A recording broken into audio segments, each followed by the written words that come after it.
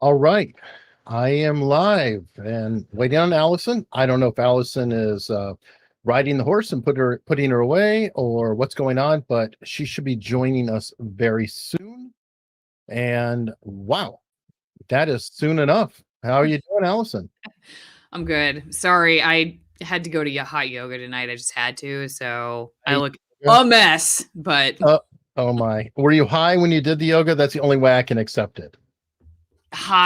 I was high on life. I was high on 104-degree temperature, 105 degrees. I actually think it may be even 110 in the studio. So I was very high on that. Also, Okay, so this is the attractive and healthy half of this show, but I will continue with the theme and got the smart mouth again. By the way, we may have a sponsor. Allison and I have been very slack on it. We may have something going. We don't know for sure. Can't reveal too much, but it'll be awesome if it comes across. It will be. And what are we having tonight, Allison? Or what are you having, I should say? I've already had this brand on before, but so 14 hands. I don't know if can you see? I feel like you know what I need to do is this is making me realize, you remember those dishwasher commercials or the dishwashing gel commercials where like they would pull out the wine glass and look at it? And then, yeah. Don't hold that too close to the camera. I know it's pretty grimy. So anyway, but this is the problem with natural products, honestly, is that there's a reason why somebody came up with the chemicals, because the natural stuff, it doesn't necessarily give you the same as the, high, whatever, like surfactant, like chemical stuff. But I'd rather have a few smudges on my wine glass and not get cancer. That's kind of that's the way I live my life. A few smudges for a longer, existence on planet Earth. It's sort of like lumpy mashed potatoes, right? Remember when they did a great job with that with the powdered mashed potatoes that, right. Oh my God, you have lumps in your mashed potatoes. Who can eat that? Right. Maybe I'm aging myself. So we'll just consider the extra residue on our dishes as lumpy mashed potatoes. Yeah, no, it actually is a really good point that you bring up, because one of the things that has gotten us to where we are with some of the environmental and health problems we have is exactly what we picture in our minds as efficient, healthy, not healthy, sorry, efficient, looks like this is the way it's supposed to look, like that kind of stuff. And many people don't realize that may be something that it looked like in your recent lifetime, but that's not the way it used to look. Like, for instance, one of the things that Joe Salatin, one of my favorite farmers, always brings up is that whole pork the other white meat campaign. That pork is actually not supposed to be white. If you're raising pigs who are running around and not housed in, a factory farm setting where they can't really move around, they have darker meat, just like lots of other animals that have blood flowing through their muscles and everything. And so that it actually shouldn't really be a white meat. It's red. So, but we think of it that way because what we're used to is a certain kind of way of raising livestock. I just leave that at your for your consideration, everyone. Oh, absolutely. Absolutely. Now, to kick off the show, we've got a lot of things going. We haven't completely settled, so some of this will be a surprise to each other, I'm sure. I thought that because I went to Locals and it's early in the show, so I got to pimp Locals. I'm learning from the great Robert Barnes, and everybody, please follow us. I'm at unstructured.locals.com, or just look up my name. And Allison is at alisonmorrow.locals.com, and she's shooting up the charts. So, you've got to ride that wave. I'm hoping to catch her wake and go too. But one of the questions was about the Chauvin trial. And I don't want to go deep on the Chauvin trial this week. I feel like we talked a lot about police procedure and things like that with Dr. Wood last week. And I may be talking about Dr. Wood later. I haven't heard yet, but he's involved with a lawsuit dealing with the Dakota pipeline and protest, and I don't know, and a vehicle that he had and possible prison time. I don't know all of it, but wait, he might go to prison? He's not going to go, but I think that he got put up under charges and he's suing them for essentially reputational. I don't know yet. I got to read all of it. I'm going to share it Wow. with you and we'll discuss it. We may be Okay. bringing it up here. It's exciting stuff. I've got the case and all of that. Okay. But I thought I would start because, I love all the behavioral science stuff and things like that. Mm-hmm. And I thought this was very fascinating. And this is, by the way, Nate the lawyer. If you want to know about the Chauvin case and just good law, follow Nate the lawyer. He's a good friend and amazing, amazing pundit. Don't always agree with him, but he's a really honest broker, and I really appreciate that. Yeah, he is. This I really, really appreciate, though, because this is a perfect example of framing done by the defense lawyer. So I'm going to play it. It's only 31 seconds. Okay. But I want to know what everybody thinks. I'd like you to see if you can tell me what Mr. Floyd says in this instance. Please.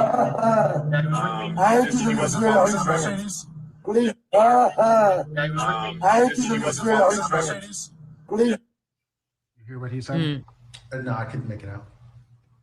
Does it sound like he says, I ate too many drugs? Listen again. Are they allowed to say that?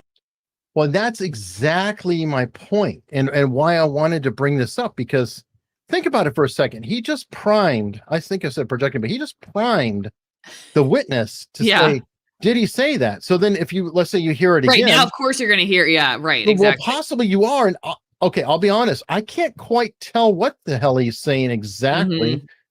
I can hear that if that's what I'm trying to hear. I heard drugs. And somebody else, I think it was Viva Fry, said it could be he's saying, I ain't got any drugs. Or maybe he's saying, I hate too many drugs. Right. It is. I don't know.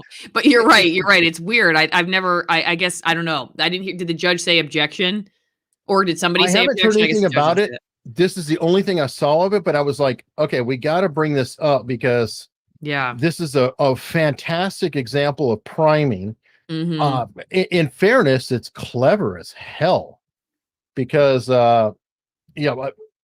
look at it. You don't know. And as soon as you hear it, you're like, oh, did he say that? Did he not say that? So now you're not going along with it and saying, oh, in fact, he did or not. Now you've got something in your head that you have to either agree with or dispute. And that's I don't know. It might be considered a little bit shady.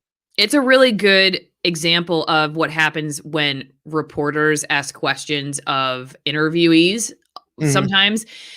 Well, doesn't that scare you? Or didn't it look like this? Like, well, I guess instead of just asking a question that allows for an open-ended answer, or asking an open-ended question that asks for an answer that they have to come up with.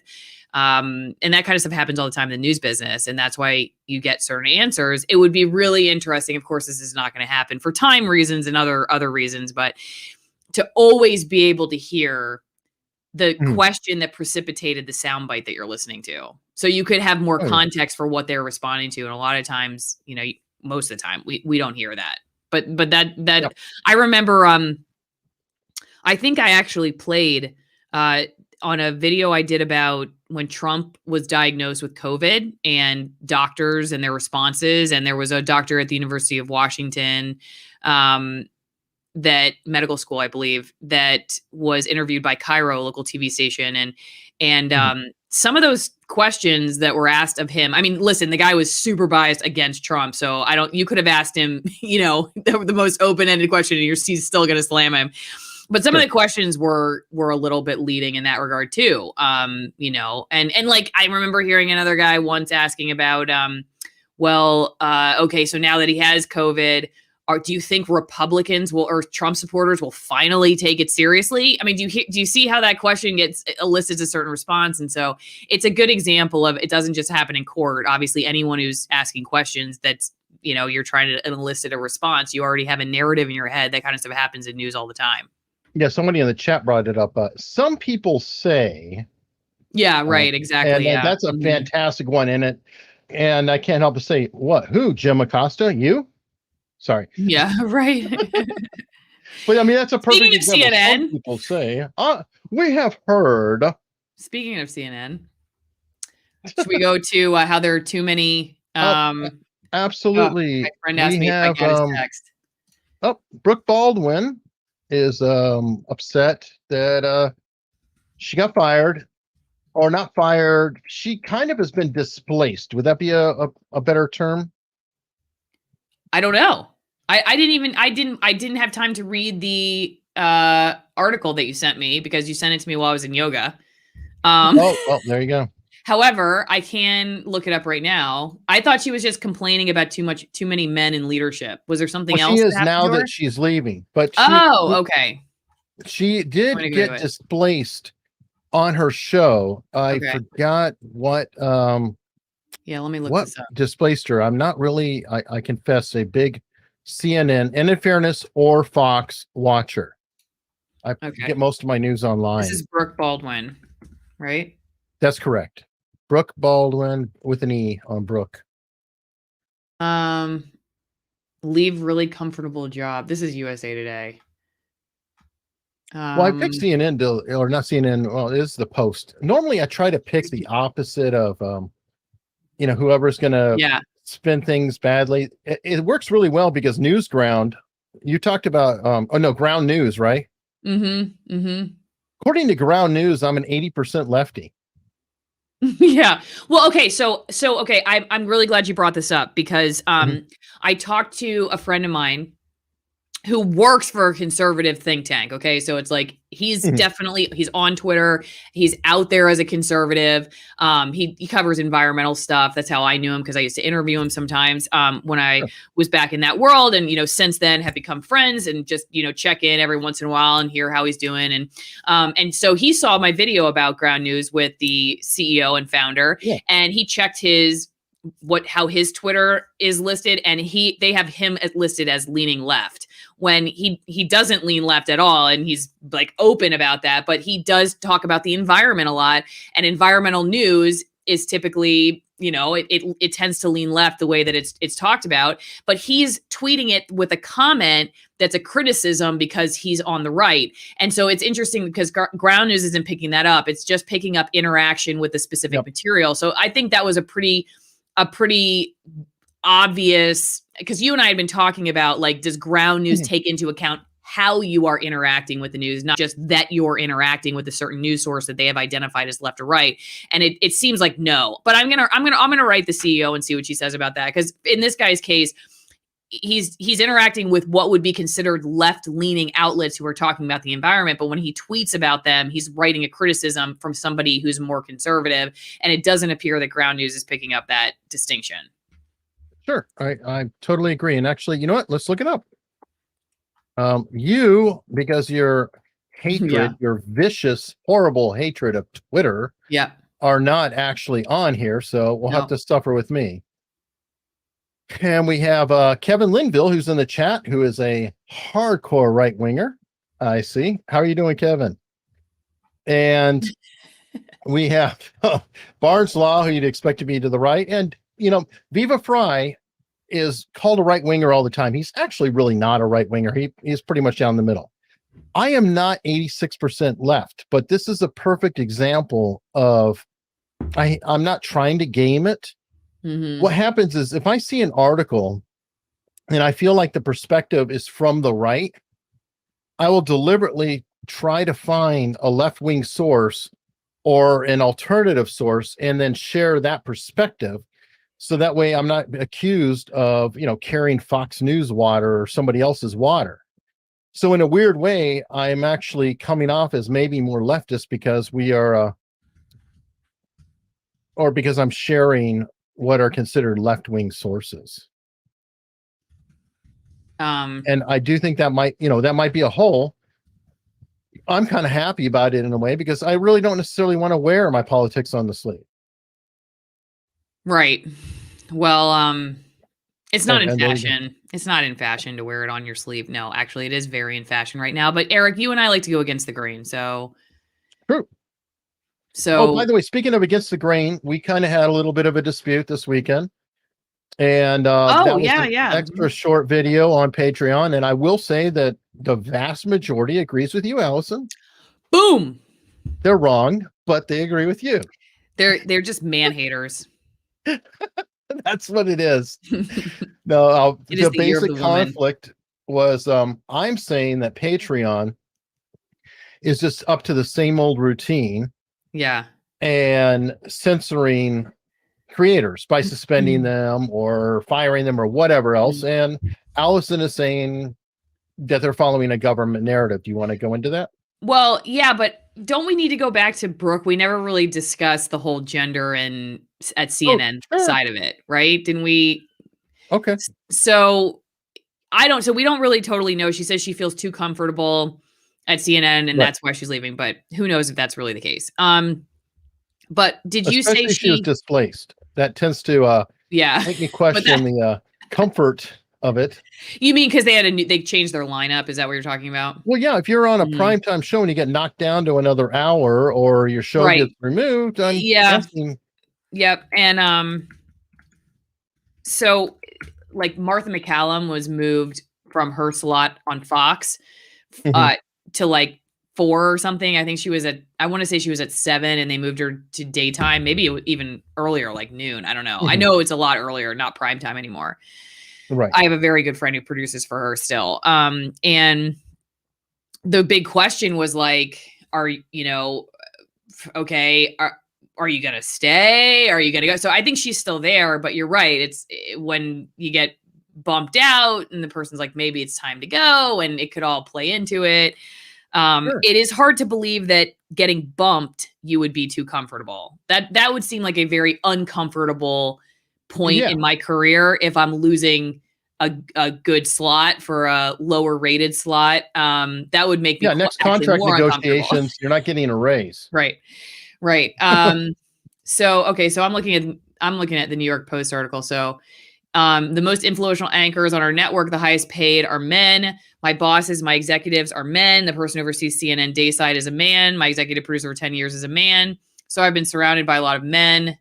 And she had to fight for women's stories, which I'm not really quite sure what women's stories means exactly. But, I don't know. I think it's interesting. You brought up, Eric, that CNN often touts itself as being, very woke, whatever. I mean, maybe they don't say that, but that's what a lot of their coverage reflects. Really say that Fox is not. Yeah, well, that's true. Exactly. Like by virtue, we're not that. Yeah, we're not that. We're not that. Yeah, exactly. So maybe they're saying it by not saying, or by saying they're not that. And so, yeah, it's interesting. Like when somebody and individuals do this all the time, not just corporations or organizations, that this is the car I drive to work, but this is what I really look like when I go home. You know what I'm saying? Like it's or better it's still, Buttigieg. This is the Suburban I drive to a couple blocks away, and this is the bike I ride in on. Yeah, even better. So yeah, everybody does it. But on the point of gender in newsrooms, I will say this: I have worked under an equal amount of men and women, and the women were in some cases harder on me and my looks and the things you would think would be stereotypically chauvinistic than the men. One of my favorite stories was getting a call from a female boss of mine after a live shot, and she goes, "What was that?" That's all she said. Actually, she texted it. What was that? And I always was very dry with my responses, and I didn't like to be bullied. And I never got reactive, but I always put my foot down when I felt like I was getting pushed on stuff. And may I say this for people, I know I come from a particular background, but I will say this. If you can balance being firm without being emotional, okay? So being very firm in where you stand, but not reactive with anger, you will get very far in life when it comes to business. Because I think people do one of two things often. They get really reactive, really angry. They fight fire with fire, which I don't think is the right way to go. Or they're just like, I have other friends that are in the business who are just, bullied all the time. And they think that if they just keep doing what the bully wants them to do, that eventually the bully is going to say, oh, you know what? Now I really like you and I'm going to give you a raise, which just doesn't happen. So remember this female boss of mine was like, what is that? What is what? Can I guess? Hold on. Can I guess what you said?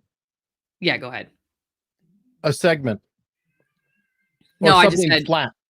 Like that, like a life. I said, my response was, what?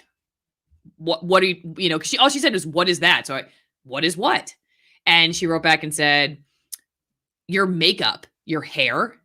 That's what she wrote. And I go, I don't know. You tell me. What is up with my hair and my makeup? Oh, nice.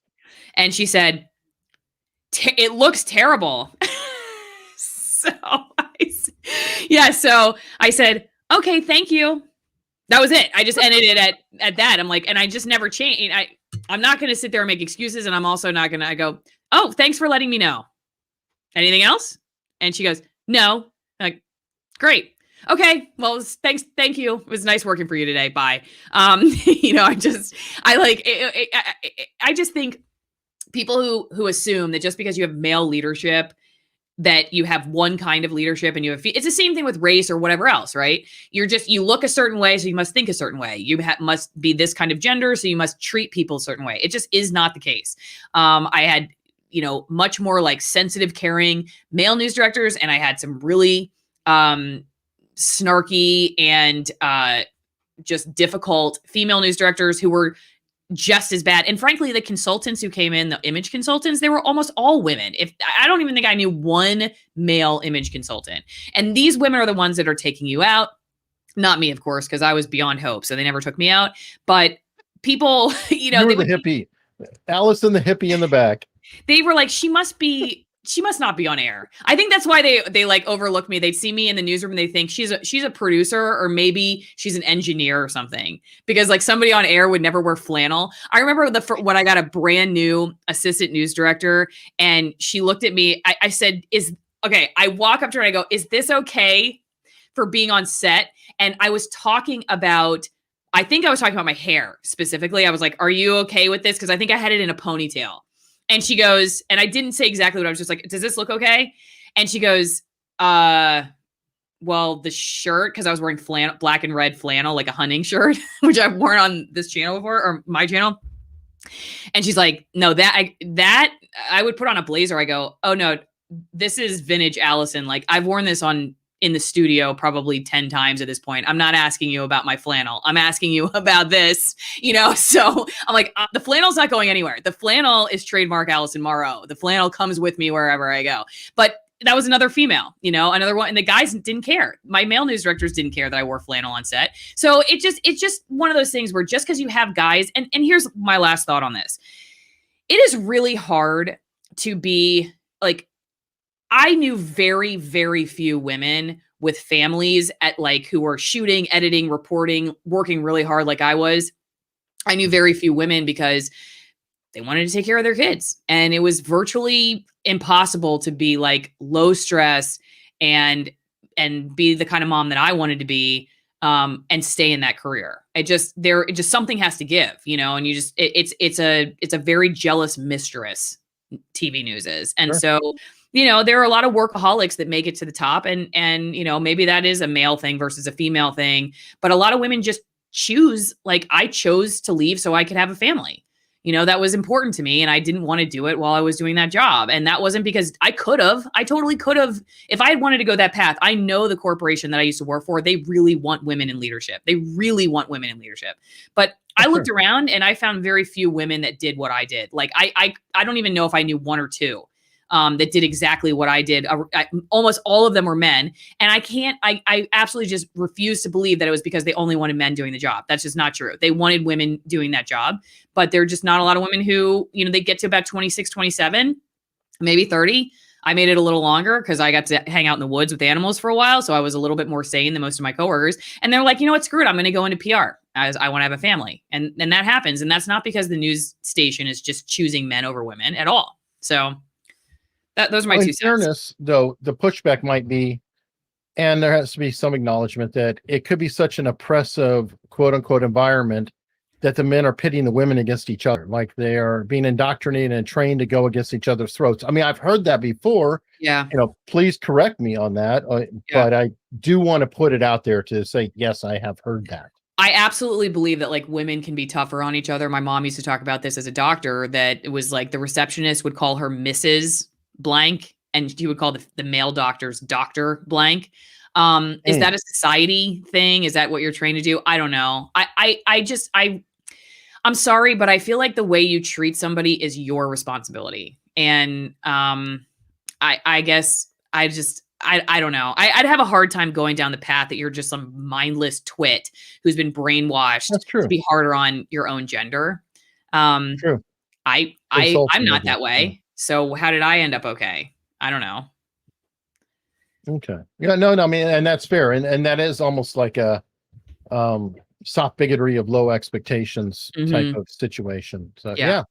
Good. I know what you're saying. I've heard people say like women are more competitive with each other because they're trying to get the man's attention or something like that. But to me, that's also really sexist to just assume that women want the man to, they're fighting with each other to just get the man. Sure. I just think that to me is, I don't know. It just assumes that women can't do better than that. And I believe women can do better than that. I did better than that. I always used to tell young female reporters, like, stop looking over your shoulder because you're going to trip and fall. You got to look straight ahead. It's your path that matters the most. The more you look over your shoulder, left or right at somebody else, the more likely you are to trip on something in front of you. So just keep your head up and move forward and just follow your own journey. That's the only journey you have.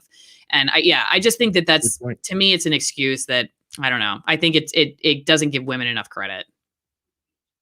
Very fair. And while we're talking about not having our own identity, a video I shared with you earlier, but I got to share it now because I'm like, oh, it's mini me.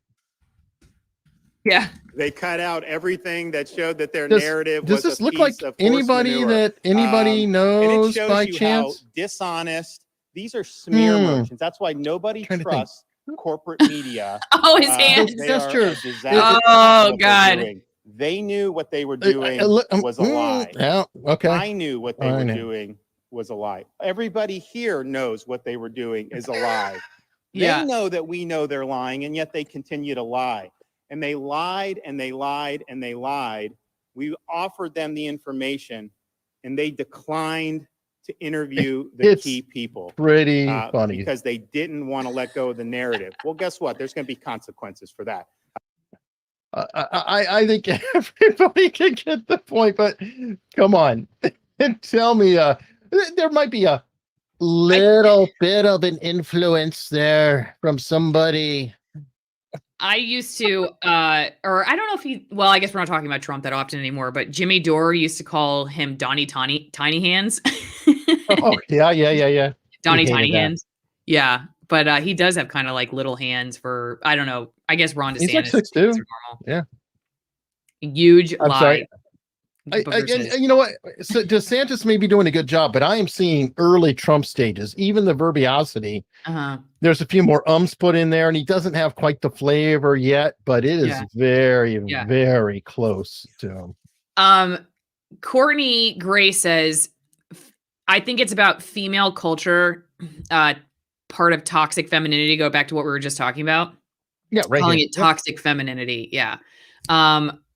Yeah. And I guess, okay, I could go there, but my question, I guess, would be like, one person would say that comes from patriarchy, and the other is just like, maybe it's a human nature thing that, a sort of negative side of human nature to be competitive with the ones that look more like you or are the closest to you. Or the ones who got through the door. I mean, how many times have you seen that in different cultures? Like, and I hate to say, but there's been some immigrant cultures or whatever that some get through the door and they want to close the door behind them. Like, okay, I got through. Yeah. There could be some of that. Yeah. I guess I'm not saying that women aren't competitive with each other. I guess to me, it would be like more because that person's like me. I care less about the person who's not like me because they're not, we're not vying for, like, I don't know. It just seems like it's a more human nature competitive thing to be like, if, in other words, okay, take a profession. I'm going to be less concerned about competing with my friend who's a medical doctor because we don't even do the same thing. So I would be like cheering for her in her medical awards because her getting the medical award doesn't mean I didn't get the medical award, because F the medical award. I don't want it. I got 2 Emmys. No, I'm just kidding. Emmys don't matter. Well, I guess you do. And by the way, you love to downplay, but that's a big deal. And speaking of that, Mike Bruno has a super chat. First one of the evening. Thank you very much, Mike. Love your avatar. I know you're a huge fan. Huge fan of Trump. Yep. Mm-hmm. Mini angered at the Viva and Barnes 0.5 live chat this evening. Only half because Barnes. Plenty of Antifa lose their bowels. Where them? I have no idea what you're talking about. Mike started Mike Bruno. News with booze. He started news with booze a couple hours before the rest of us, I think. Oh, sold. And you know what? Cheers then. And thank you for the beer. Yeah, Eric and I enjoy the fact that our regulars don't always love us, and that we have a diverse community. And in our biggest opposition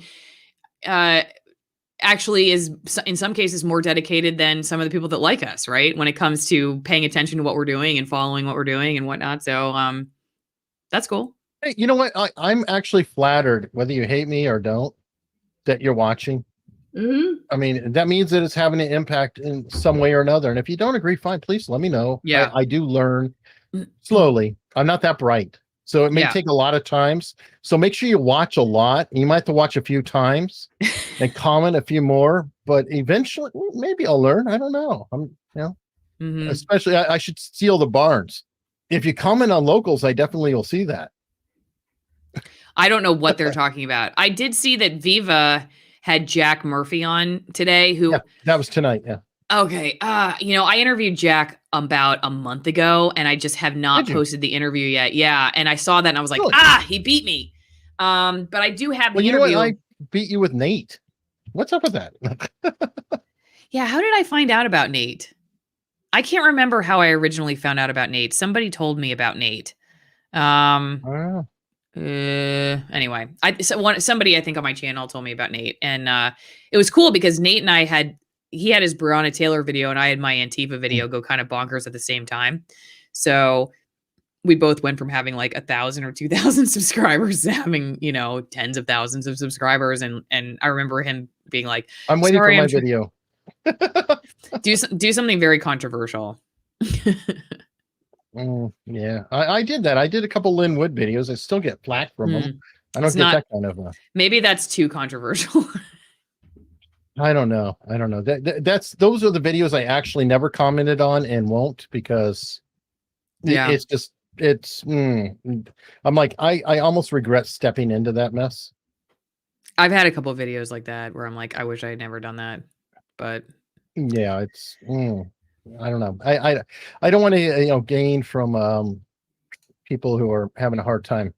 So speaking of pimping for locals, we got some local stuff in here. And I put out the word ahead of time. What do you guys want to talk about? Courtney wants to talk about today and the anchors getting their COVID-19 vaccinations live on the plaza. I actually didn't see that, so it's hard for me to comment on that. Either way, I just don't know. Did you see that? Can you scroll down again? Or where was it? Right here. The today anchors apparently. Oh, there we go. I guess they got, great. They got a pre-roll. I've never seen anything like this. I have never seen anything like this in my career. And I'm not that old, so I know this stuff has happened in the past. I'm not trying to say that this has never happened before, but I've never seen anything like this in my life. I can't believe that CNN had a kids' town hall pushing all of this, where Fauci is talking about Santa visiting you at Christmas and how he's not going to, you're safe from COVID if Santa comes because he's been vaccinated, which even it's just so stupid, because they're still telling us you have to wear a mask because they don't know if, I literally was just driving down the highway and there was a highway sign that said, even if you're vaccinated, keep masked up. Okay. I think it literally said, keep masked even if vaccinated. And I'm like, okay. Because you know why? Because they don't know if you're transmitting the virus. So to say that Santa is going to be like these little things that, I was if you're Joe Biden, keep two, but make sure they're two different colors so everybody can tell. Yeah, exactly. Here's the deal. I'm not going to tell somebody what to or not to do with their body when it comes to anything, really. Like, I will give you information as I find it, and then you do with it what you will. And the thing that I feel like they're just being so disingenuous about is they're just not, they're over promising what is happening here. And you have to ask yourself why. Why this time? Why this treatment? Like, why are they not telling us some of the real problems that other countries are willing to discuss? Like, we're not willing to talk about here with these vaccines.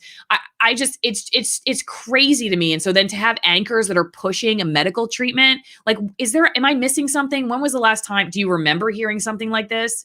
Where I just don't. I can't think of anything in my head where there's been this Well, it's kind kinda funny. of I would say that the government message right now is that we should be doing more vaccines, right? yes. You have anchors who are taking vaccines live on the air. Yeah. Wow, I think you call that propaganda, right? How different Exactly. is that than Baghdad Bob?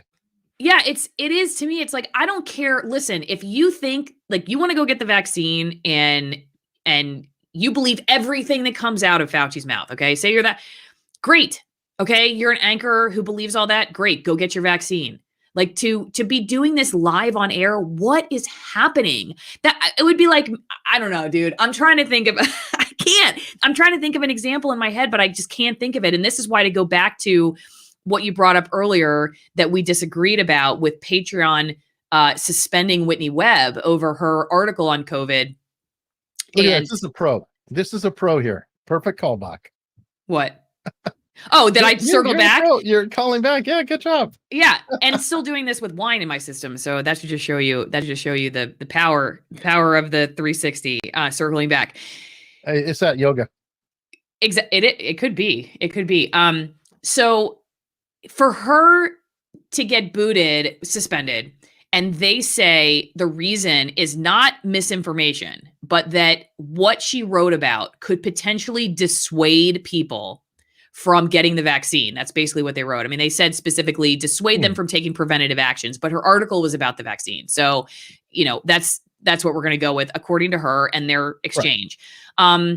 Yeah, I mean, they're not saying that this is wrong. They're just saying this doesn't achieve what we want the public to do. So if you're saying something that is going to influence people in the opposite direction of what we want the public to do, even if what you're saying is correct, you're out. To me, that is an escalation of like, we don't like that you're a racist meanie head. That's what I keep saying. Like, yeah, they booted people for being, culturally,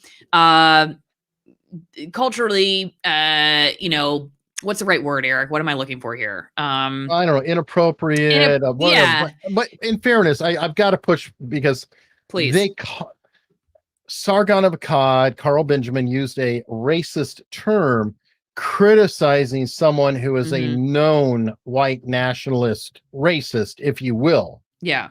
So it's kind of messed up. It's like, you call somebody saying, hey, you use this bad word all the time. That makes you a horrible person. And then somebody comes to me and says, you said the bad word. We're going to throw you off our platform. And by the way, you're on another live stream, not even on your own content, not even on the platform.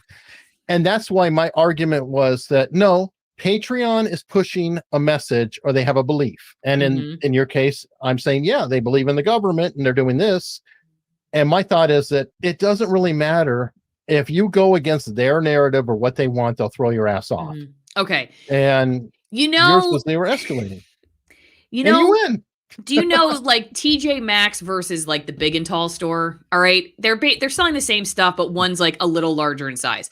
All I'm saying is stop talking about my shopping places. Yeah, I'm just saying this is the Big and Tall store of propaganda. All right. So we're out of TJ Maxx at this point. We're in the XXL version of what these companies are now doing, pushing certain certain narratives and eliciting a mass response. Now, if I were to argue your case, I can understand why you're saying that somebody would argue, yeah, but they wanted people to culturally act a certain way. So that's why they're barring people who say things that are different or offensive or whatever else.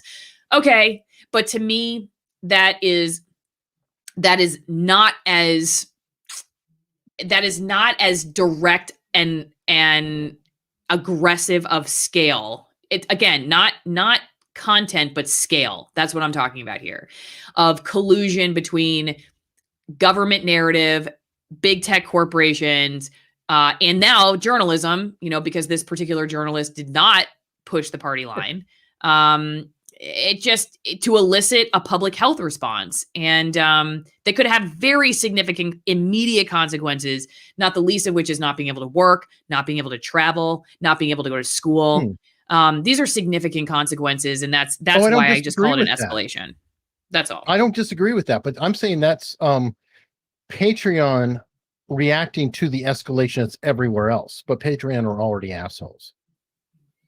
You know, Okay. I'm just like, they're, No, they're, they're already going to I'm do not that. saying It's that. like, because just the latest in the thing. But yeah, you're right. I'm very concerned about vaccine passports. That's spooky. That is, can you show me your papers? Yeah. What? This Why- is, really. Why aren't we allowed to talk about it? I guess that's the thing that drives me the most nuts is I literally do not care what you think about this. I do not care what you think about this. You should be able to have these debates. I'm not even trying. I'm sure people could probably figure out what I'm going to do by listening to me, but it's not even about me. It's not even about like what I want to do or whatever. It's like, I just believe that there is a lot of information out there that is not being shared. It's not being allowed to be shared. And I think whatever your, thoughts are on this, and especially if you're a doctor or a scientist who's been somebody who, we've seen this at the very beginning of COVID, has been speaking out against the narrative. I just believe that you should be, if you're going to tell the full story, you're a journalist, you're going to tell the full story, then they should be allowed. And so that means that if you're a platform that's carrying journalism, you should allow these other viewpoints. I just, it's a very, I would listen, it would make me sick every night if I was working for one of these companies and I knew maybe they're just morally self-righteous about it, so they don't think about it this way. I couldn't do that. I could not be that person, Blair. It's like, hey, Whitney, we're booting you because you're saying something that's dissuading people from, taking preventative actions on COVID, basically getting the vaccine.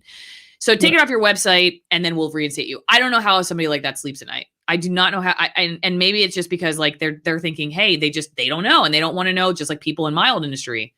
But that would be so creepy for me to feel like I was literally silencing voices that could have a significant effect on somebody's health and well-being around the world. And look, I you're on don't your know. own. Yeah. You're on your own now. By the way, Scott Wade asks, has the stream been demonetized yet? Scott's been paying attention, obviously. I demonetize all mine in April. Now, I am watching for that. And so far, no, it's only my shirt that is demonetized at this point. So this is a record. We're 43 minutes in. The stream is still monetized. That's why we're doing it on your channel, because I purposely have demonetized all of my uploads for April. It's anti-authoritarianism April. Everybody praise the roof in honor of anti-authoritarianism April. Okay, and here we go. The Idaho governor just executive ordered vaccine passports out of existence. I'm glad. I'm glad to hear that they're doing it right. And by the way, I'm not saying don't get a vaccine. If you want to do so, if you think it's right or you're comfortable, then do so. That's not the argument. The argument is forcing people to show an ID when that's really un-American. I feel that is core. Now I don't understand it. I don't understand any of this. Feel like I'm living in Alice in Wonderland. And Mike Bruno, let me see. Eric, seems like you need a soapbox and a bullhorn. I think I know where you can find a pretty vacant parking lot. Alone with you, Mike, you might bury me in it. I'm not necessarily going to jump forward. We're going to now be able to travel to one state from where we live across the border to Idaho. I don't know. Florida's probably going to be all right. But then you can't get between. Exactly. That's what, you can't. Yeah, Make sure you have flights. Oh, so my parents live in Florida. I grew up in Florida. A lot of people know that. That's why I do have somewhat of a crazy side to me, because you can't grow up in Florida without being a little psychotic. But my parents' property has basically doubled because Florida population is, my dad said they were getting like 1,000+ people a day. Oh, wow. Yeah. I saw something on Facebook earlier. Yeah, I'm on Facebook. Don't search. But somebody said, Florida's all full. Go on. Yeah. Yeah. My dad is like, they're kind of thinking about selling and moving to the mountains because he just can't stand the crowds. Imagine, they live right on the beach. So imagine what the beaches are like. And that's your backyard. And they already had problems years ago with people doing all kinds of gross things in the sand dunes. And so now, like, imagine there's 50 times the amount of people, the music and the beer cans everywhere. And it just, and people, no offense, but kind of offense. Floridians can be real poop heads when it comes to just giving a crap. Florida, Germany, remember? Florida, Germany? Yep. If you go to the weirdest people and the weirdest events in the Oh. world, they're either in Florida or Germany. Oh, okay. But yeah, they just don't. They, there's just a party attitude about Florida. And I don't know if that's partially because it is fun to just go to the beach and have a few Coronas, but you can have a few too many. Someday I saw women, I remember they look like a raisin, literally like white ladies who were so tan. They look like it's like, lady, come on. It's time. It's time to go inside and I don't know, just not out here anymore. It's time. But there just is this attitude of just not really giving a damn about. People used to tell me all the time, like, turn that brain off, girl. You got to turn that brain off. It's the total opposite of the Seattle area, which is overthinks everything. And that's why it has the problems that it does. Everybody's a crusader for something. Total opposite of Florida.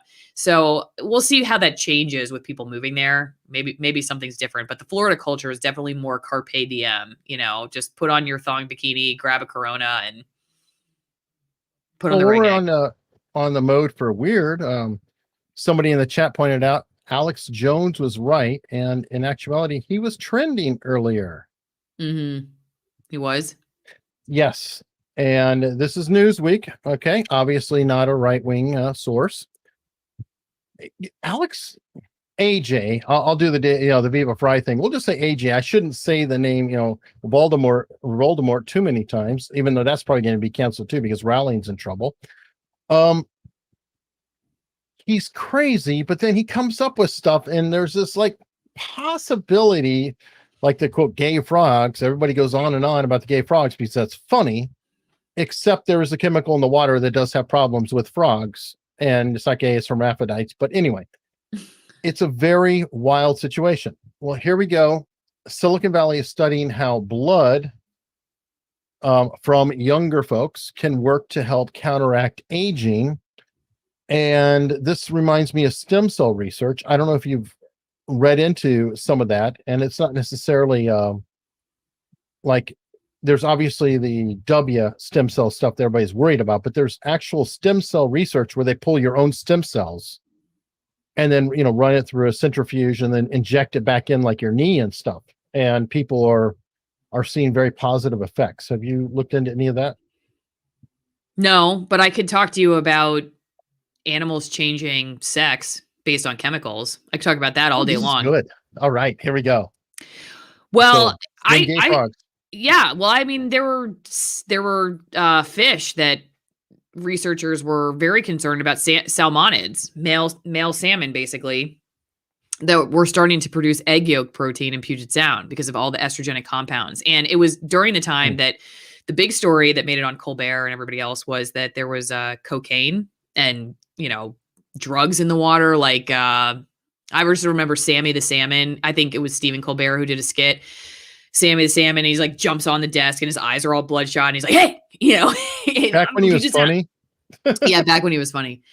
And so when I interviewed the scientists on that particular study about, they were getting all this acclaim around the country, like what was it like to have their research showcase like that, they were like, well, these people, these national news stories were focusing a lot on the drugs, like the opiates in the water and stuff. And like, oh God, there's Oxycontin in the water and the fish are getting Oxycontin in their system.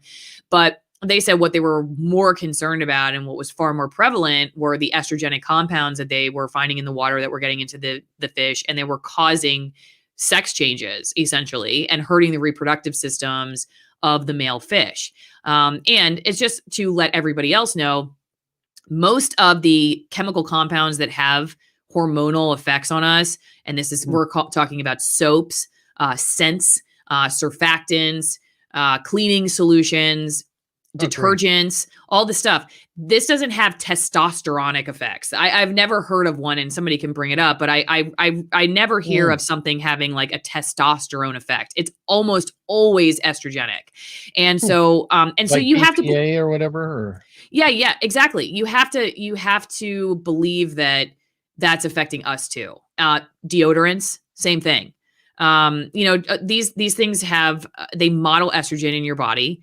And over time, I'm not saying you use it a couple times and all of a sudden, something changes, but over time, that's what you're exposed to. And of course, a fish is smaller than we are, and stuff builds up. And so, yeah, that was some. And another thing they were looking at was that the female fish were like always ready to procreate. Like they never were having their normal cycles of being fertile and, not fertile. They were like always ready to have a kid. They were constantly in that stage of their reproductive cycle, which they didn't believe was Courtney very healthy Grace either. said, what about taurine being build testosterone? I don't know about that.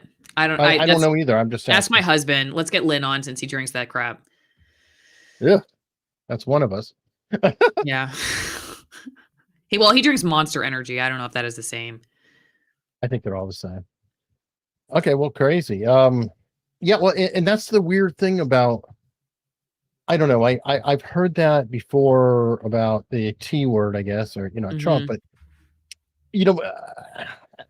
AJ says things and he always just blows them up to this just crazy degree, but sometimes there's a little bit of crazy truth to it. And okay, I just looked up taurine. Yes. And it says taurine is often referred to as a non-essential. Do you want me to send you this so you can pull it up? Yeah. Okay. I will do that. I want to get smarter through this. That's why you're here. Yes. Well, we all want to know if bull testosterone. So male, it even has a section, if you scroll down, Eric, about female versus male taurine considerations. Ooh. All right. Well, okay.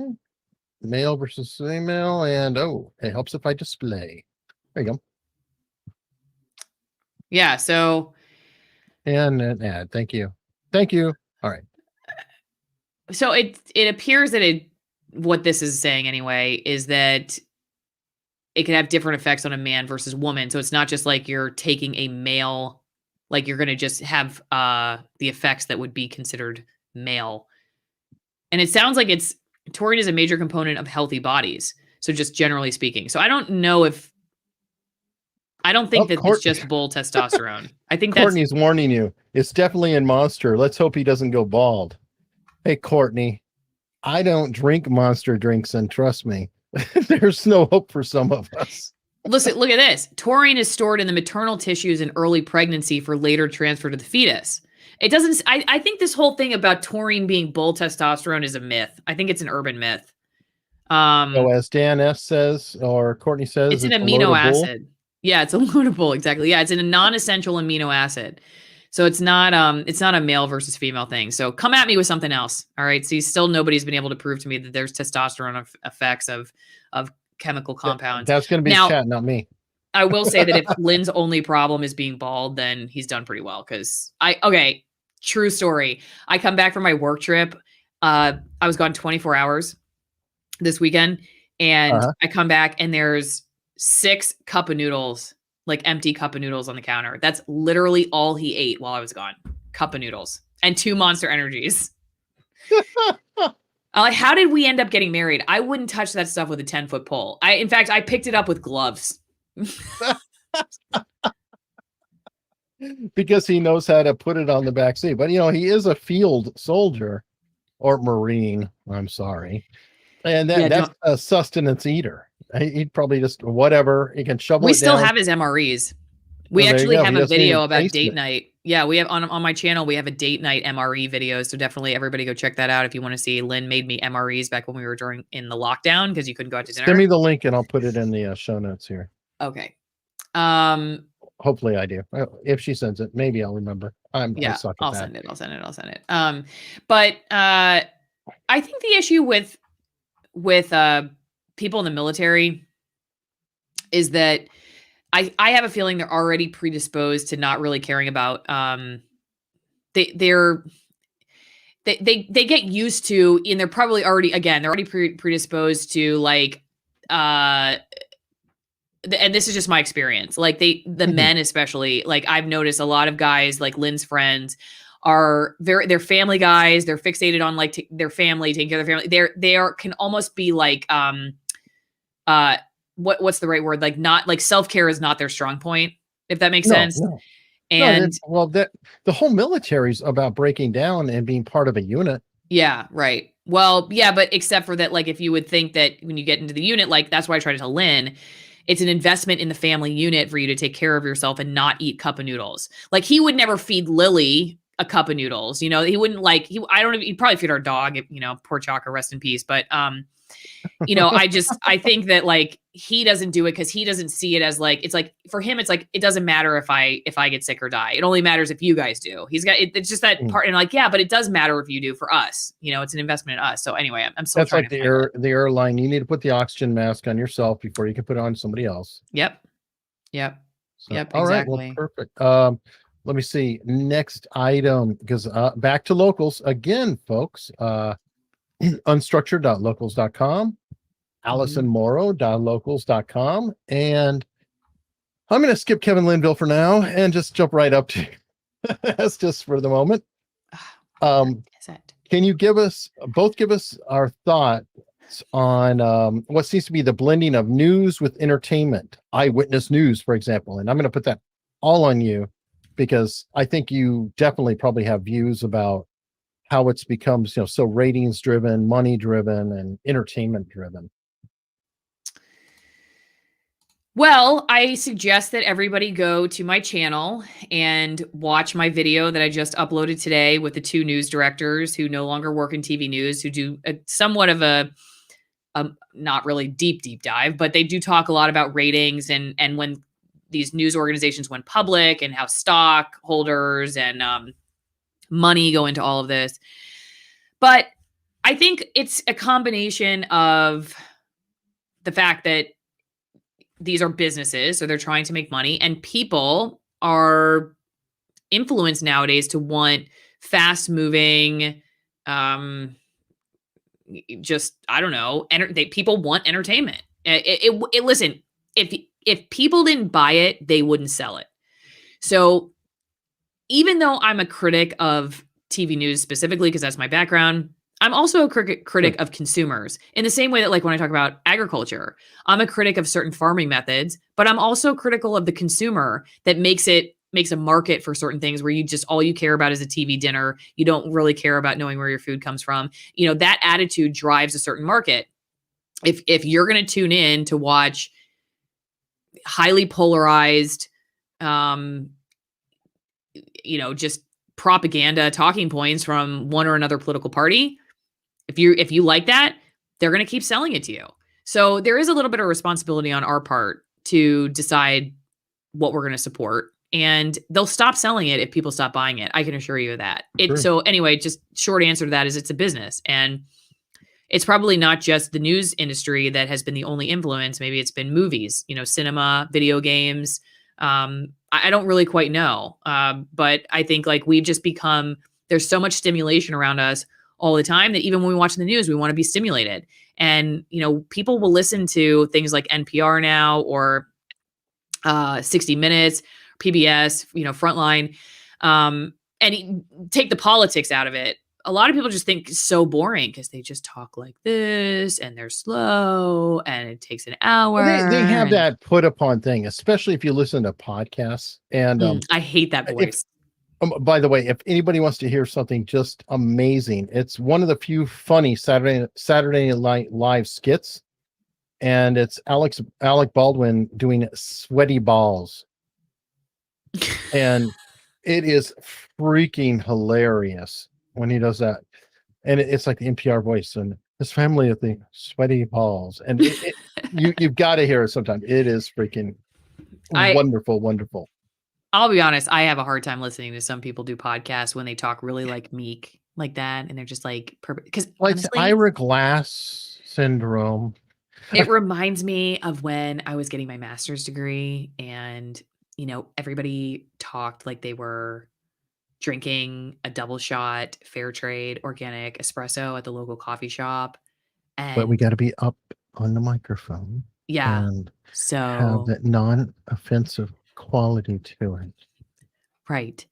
And always end on the top, and I don't know, just pause for a really long time in between a words. thoughtful course, Yeah. as we go. And Everybody's having tremors in the comment section right now. I know we're killing people. What did we drop? We went from 105 to 100. Wow, good job. See? Let's see. They would do that. Andrea L, you are correct. We drive the market. I love By it. the way, you changed the world here. After you did her video on farming, she switched to grass-fed, free-range meat and eggs. Awesome. Good for you.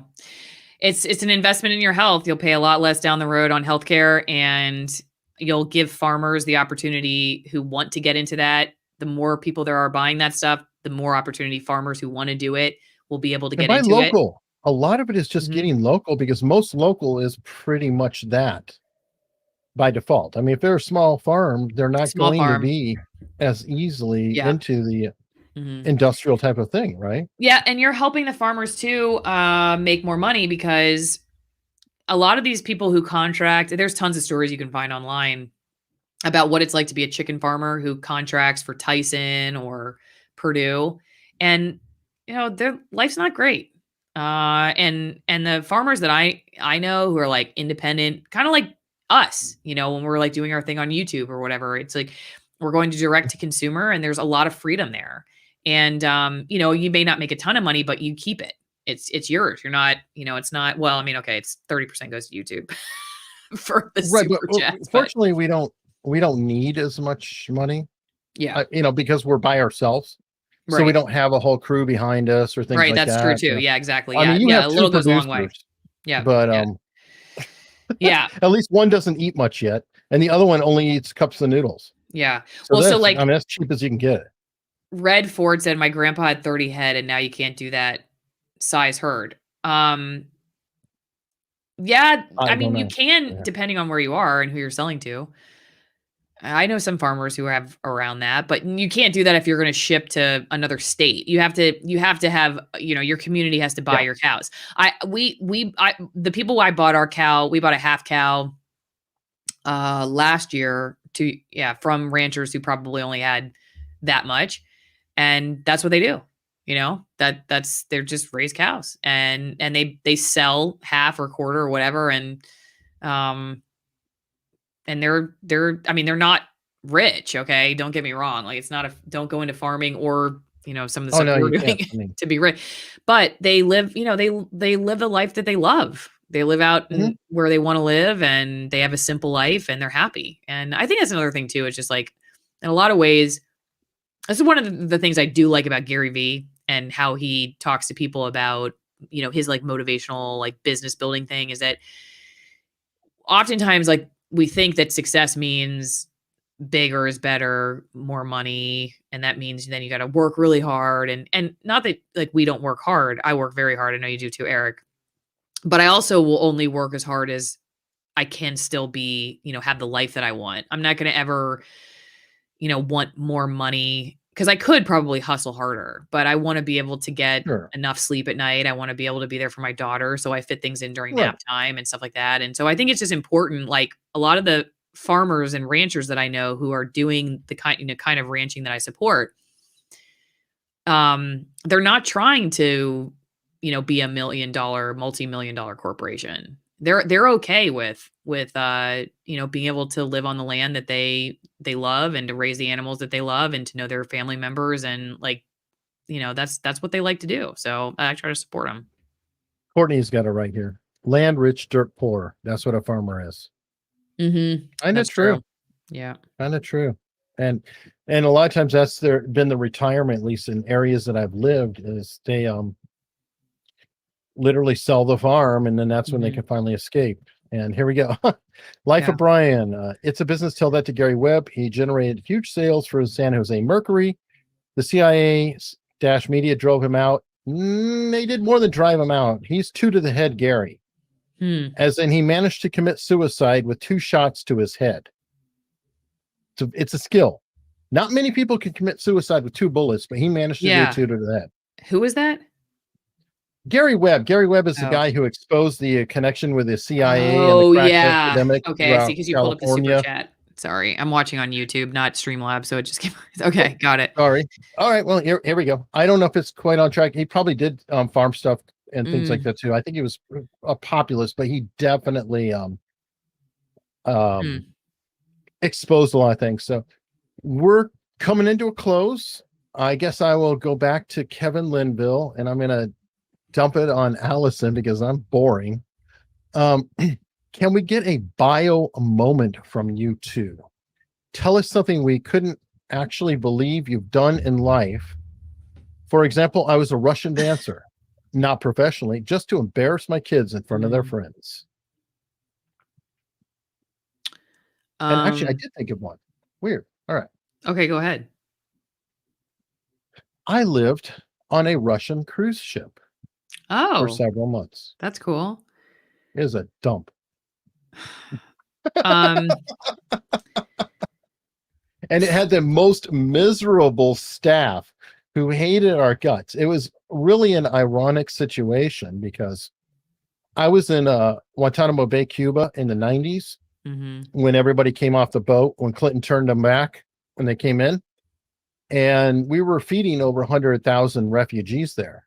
And they didn't have places for us to stay. So they brought in boats. And, you know, a cruise ship, technically, that's a bunch of rooms on the water. And it was a Russian cruise ship with a Ukrainian staff. So it was less expensive. But it was fascinating because that was the first time that that cruise ship had been on that side of Cuba. It actually was, you know, the higher ups in Russia or whatever going on to the other side. And it was dingy, old, not very impressive at all. That sounds like a really cool experience, though.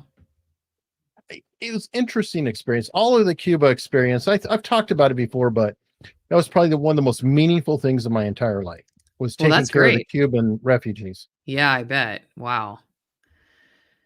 I have a longer one that I think I'm going to hold for the next News with Booze. So we'll talk about my internship in France with the host of a children's show who dressed up like a toddler, drove around in a motorized life-size bassinet for an adult guy, and wore a pacifier and a bonnet that changed his voice to sound like a baby.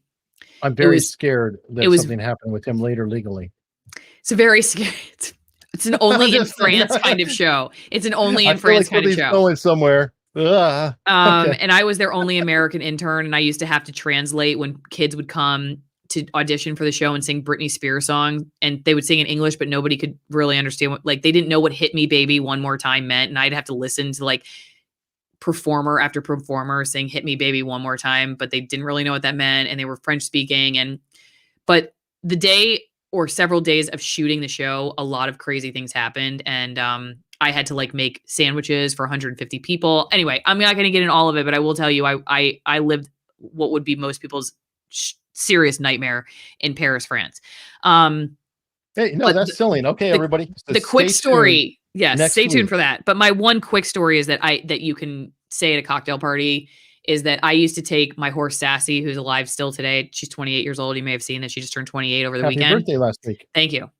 When she was younger and smaller, I used to take her everywhere with me, and I've taken her literally into the bathroom with me. Okay. Yeah, that would be a challenge. I hope it was. I do hear my child, I think, losing it right now. So I probably perfect timing on that. I know. So everybody, please subscribe if you haven't. Please follow. Hit the like button. That really does help. Just hit the like button and come see us on Locals. Yeah. We really, really, really appreciate it. And you will have a say, as you can see, in coming up with some content for the show. And until next week. Thanks. See you next time.